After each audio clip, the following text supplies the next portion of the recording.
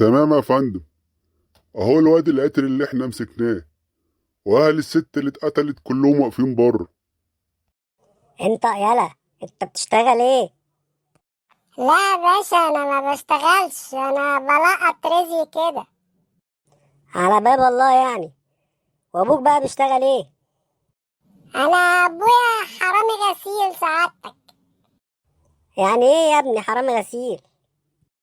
عارف يا باشا الهدوم اللي هما بينشروها على الحبال دي؟ ابويا بقى بيسرقها.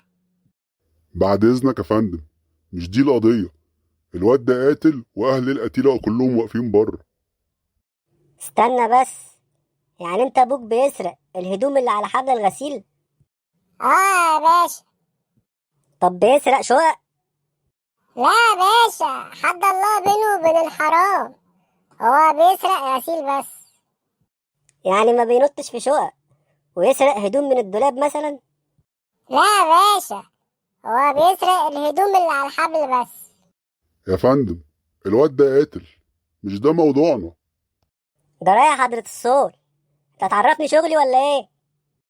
يا فندم مش القصد، بس اهل القتيله واقفين بره وبيزعقوا وعاملين مشاكل.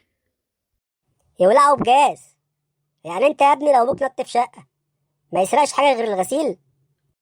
اه يا باشا، غسيل بس. وبيعمل ايه بقى بالغسيل اللي بيسرقه؟ بيبيع يا باشا في سوق الجمعة. يعني انت ابوك لو دخل محل ملابس ما يسرقوش؟ لا يا باشا، هو تخصصه كده، غسيل بس. زي عمي كده حرامي فراخ. يا فندم، يا فندم خلينا في القضيه بتاعتنا، عشان في كوم قضايا واقفه بره بعديه. ده رايح حضرة الصول. انت مش شايفني بحاول استوعب اللي بيتقال؟ ما تنطق يا ابني انت راخر. يعني ايه حرامي فراخ؟ يا باشا، الفراخ اللي بيربوها على السطوح، انا عمي بقى كان بيسرقها. طب بيسرق بط؟ لا يا باشا، هو تخصصه فراخ. يعني عمك لو شاف بط على السطوح ما يسرقوش؟ لا يا باشا، حتى الله، فراخ بس. حد الله ايه يا ابني؟ ايه الجنان ده؟ يعني ايه حرامي فراخ؟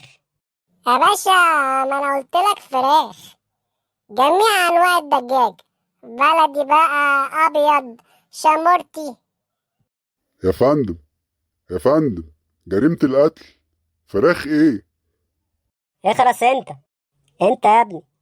يعني هو بعيدا عن كل الحاجات اللي بتتسرق ليه اختار الفراخ؟ يا باشا، تقدر كده تقول يعني اهواء ورغبات. يعني عمك لو دخل محل فراخ ما يسرقش الفلوس اللي في الدرج؟ لا يا باشا، اللي يقدر يشيله في ايديه بس من الفراخ. يا فندم.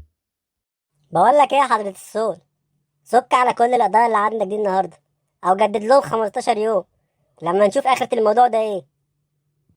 يعني ايه يا ابني انت حرامي فراخ؟